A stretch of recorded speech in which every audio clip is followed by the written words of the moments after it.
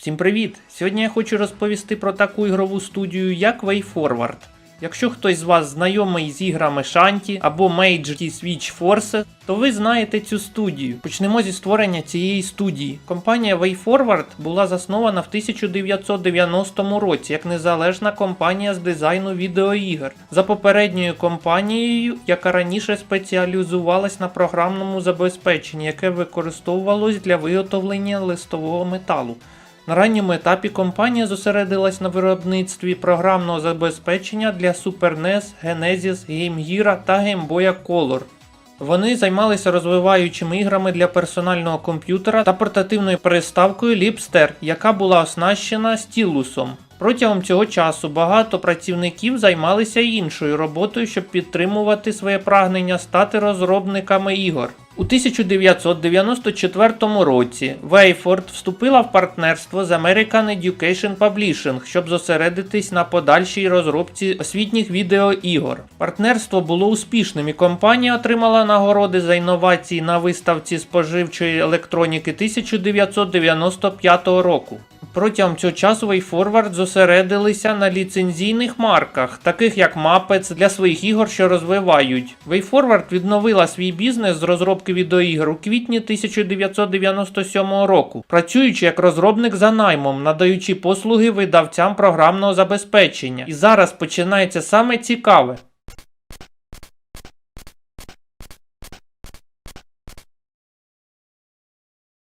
В 2000 році WayForward випускають гру Extreme Sports на Game Boy Color, яка змогла отримати позитивні відгуки. Пізніше художник цієї гри продовжить роботу над їх новою грою, яка буде мати назву Shanty. У середині 2002 року WayForward випустили свою першу гру власної розробки, заснованої на їхній власній інтелектуальній власності Shanty. Видавцем гри виступили Capcom. У грі розповідається про пригоди дівчини-напівджина Shanty, яка подорожує світом Секвін, щоб зірвати плани із захоплення світу злою піраткою Різкі Бутс. Під час своєї мандрівки Shanty навчається різним танцям і збирає предмети, які роблять її сильнішою. Також вона отримує нові здібності, які дають доступ до місць, де раніше неможливо було дістатися, щоб врешті-решт вступити в бій із Різкі Бутс. Незважаючи на те, що вона отримала визнання критиків, це була одна з останніх ігор, випущених для Game Boy Color, і в результаті гра мала обмежений успіх. Сам прийом удару по противникам головної героїні автор самої Shanty змалював зі своєї дружини, коли в неї було довге волосся. Вона постійно зачіпала його своїм волоссям по обличчю під час повороту її голови. Це й стало натхненням. Коли на початку 2004 року Nintendo анонсували портативну консоль з двома екранами, яка мала назву Nintendo DS, WayForward почали вивчати різні варіанти, які могла запропонувати нова портативна приставка. У WayForward почалася робота над продовженням Shanty з використанням двох екранів. Незважаючи на те, що вони представили свої концепції ряду видавців, зрештою їм не вдалося укласти угоду. Під час розробки продовження гри Shanty було створено велику кількість ресурсів, пов'язаних із Shanty, включаючи 3D-моделі. У 2004 році компанія THQ уклала контракт на виробництво чат-гри під назвою Ping Pulse для Nintendo DS. Гра була несприятливо сприйнята більшістю критиків і отримала лише декілька позитивних відгуків.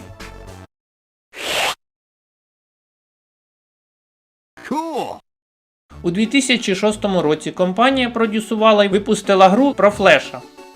Якраз у той момент, коли приставка Game Boy Advance добігала кінця свого комерційного життєвого циклу. Гра була зустрінута в основному позитивними відгуками. WayForward продовжували розробку нових ігор, таких як Looney Tunes Duck Amuck, на основі фільму Warner Bros. 19 лютого 2008 року люди з WayForward виступили з доповідями на Independent Game Summit, що є частиною конференції розробників ігор 2008 року, де обговорювалась низка проблем, що стояли перед незалежними ігровими компаніями. Пізніше гра Lead була анонсована 5 березня 2008 року і випущена 9 лютого 2009 року для платформи онлайн-магазину WiiWare. Також для цієї платформи розглядалася нова гра із серії Shanty. Через деякий час WayForward представили нового персонажа на ім'я Альта, рожеву дівчину, яка володіє скіпетром. Вона стала являти собою нову інтелектуальну власність цієї студії. Пізніше, тобто 9 березня 2009 року, було оголошено, що дівчинка стане головним персонажем в їх новій грі під назвою Mage T Flip Champ. В травні 2011 року WayForward створили гру Match T Milky Way для Nintendo DS. Ще одну платформер-головоломку з новим персонажем. Ще пізніше було випущено Match T Switch Force в інтернет-магазині 3DS 22 грудня 2011 року.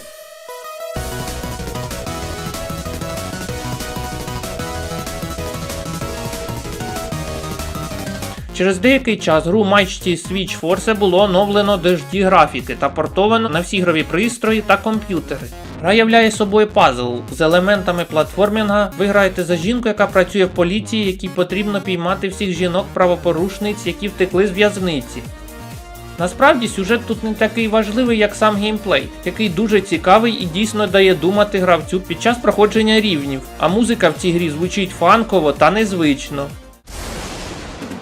11 вересня 2012 року вийшла гра Double Dragon Neon. Гра була виконана в 3D і представляє собою бітемап. Сюжет у грі такий. У одного з головних персонажів викрадають дівчину, і чоловіки відправляються на рятування подружки. Їм будуть заважати різні противники, щоб дістатися до ватажка банди, який викрав подружку. За музику відповідав Джейк Кафман, і музика на рівнях звучить атмосферно. Далі по ліцензійній марці Adventure Time 20 листопада 2012 року на Nintendo 3DS була випущена гра від команди WayForward, а пізніше вийшло й продовження цієї гри. На День сміху в 2013 році WayForward зробила фальшивий анонс гри під назвою Cat Girl Without Salad. Фанати та підписники позитивно відреагували на концепцію гри, що WayForward пізніше розвинули її в повноцінну гру, яка була випущена у червні 2016 року. Гра представляє собою к'ют-ем-ап, в якому постійно змінюється зброя у головної героїні. Сама гра є відсиланням на ігри в ігрових автоматах в Японії, які виглядають дивно для людей не з Японії. Продовження гри Match T Switch Force було випущено 13 червня 2013 року. Гра вийшла в якості завантажувальної гри для Wii U в електронному магазині eShop, PlayStation Network та Steam. Гра отримала новий розвиток, було додано різні нові механіки. Також тепер у головної героїні була нова зброя, яка стріляє водою. Деякі моменти в грі були пов'язані на механіці труб. Пізніше Disney зв'язалися з командою WayForward, щоб вони допомогли їм зробити ремастер качиних історій гри, яка виходила ще на приставці NES. Як пізніше стане зрозуміло, що ця команда це просто ідеально для цього ремастеру. Вони займалися іграми вже давно. Головними іграми на той момент в них була гра Shanty, яка ще виходила на Game Boy Color, а пізніше й була портована на інші пристрої, та гра Match T Switch Force. Ці ігри були цікавими та виконаними на високому рівні. За музику відповідав Джейк Кафман. Він писав і досі пише музику для ігр. В тому числі він приймав участь у створенні музичних композицій для Shanty, Double Dragon Neon та Match T Switch Force і в інших проектах. І ось ця суміш цієї команди змогла дійсно створити справжній ремастер, який досі цікаво грати та перепроходити. Рівні стали більшими, а також було додано нові рівні, яких раніше не було в оригінальній грі для NES. В червні 2014 року WayForward випустили гру Transformers Rise of the Dark Spark для 3DS. Нова гра Shanty була представлена на виставці Nintendo Power, і гра мала назву Shanty and the Pirates Curses. Вона була випущена 23 жовтня 2014 року на Nintendo 3DS та Wii U.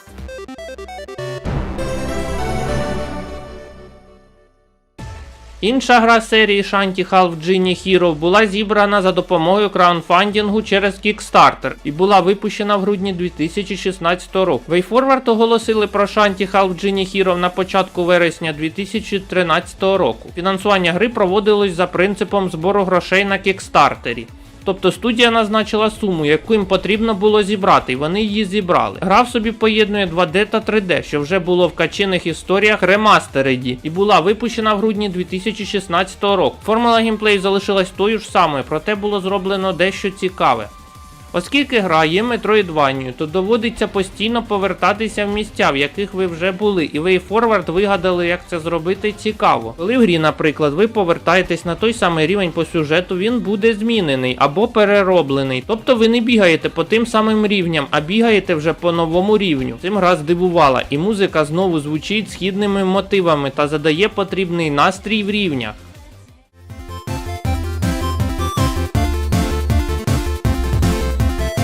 Наступною грою, яку випустила ця студія, стала Mystic Belle. Ця гра вийшла 15 травня 2015 року. Ця гра є платформером Метроїдванії, яка була стилізована під піксельну графіку. В цій грі ви граєте за чарівницю, яка намагається зібрати складові для зілля, щоб її не відрахували.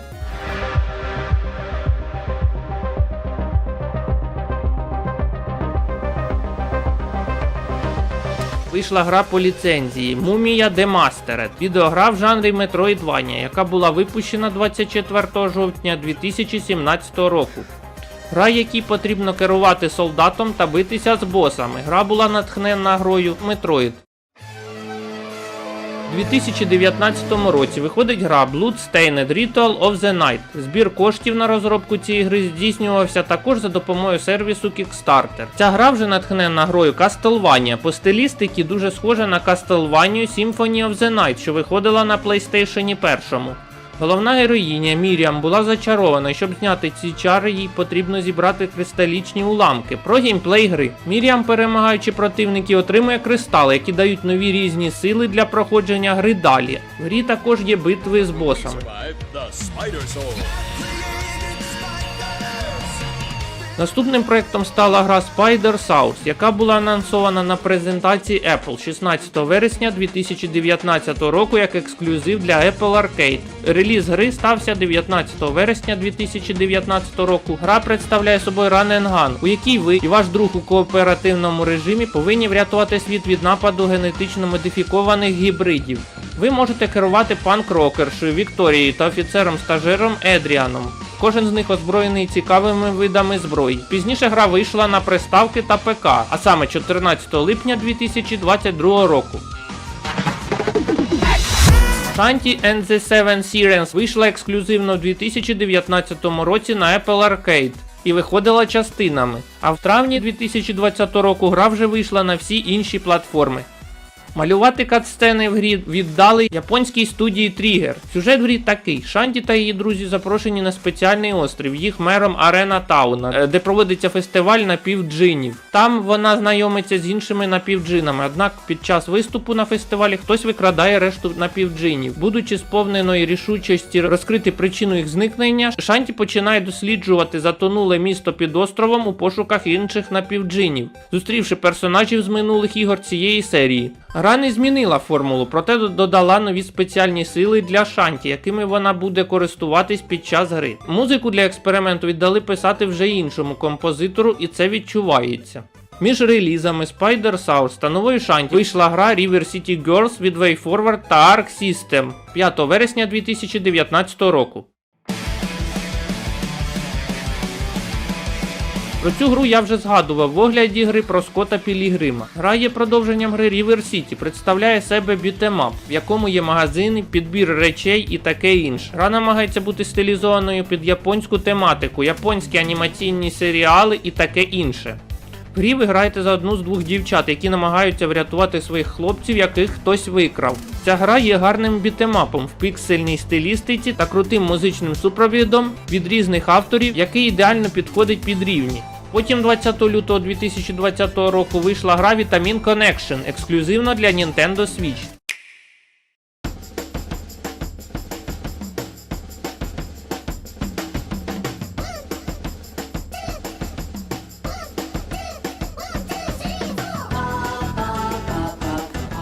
Гравці беруть під свій контроль одного з двох персонажів, дівчину та хлопчика, які використовують мікроскопічний корабель-капсулу, який схожий на сам Joy-Con Nintendo Switch, для боротьби з вірусами, що живуть у сім'ї Сейбл. Головні персонажі, якими ви керуєте, рятують сім'ю від хвороб. В грі є атмосфера японської реклами. Сама музика в грі звучить як щось японське і в рівнях різна. 9 вересня вийшло перевидання гри Blood Rain Betrayal Fresh Bites для більш нових систем. Сама гра виходила ще в 2011 році на Xbox 360, PlayStation 3 і таких інших пристроях. Перед релізом River City Girls 2 вийшло перевидання гри River City Girls Zero. Продовження гри River City Girls вийшло 1 грудня 2022 року, в якій дали можливість пограти за хлопців, пошуком яких займалися дівчата в минулій грі. Наступною грою по ліцензії стала гра Ruby. Студія й досі продовжує створювати та видавати ігри і радувати гравців по всьому світу. Цим відео я хотів виразити велику повагу цій студії, яка довела, що зараз можливо зробити цікаві та якісні ігри в жанрах, які зараз не так популярні. Якщо вам сподобалося це відео, можете поставити лайк та підписатися на мій YouTube канал. Дякую за увагу.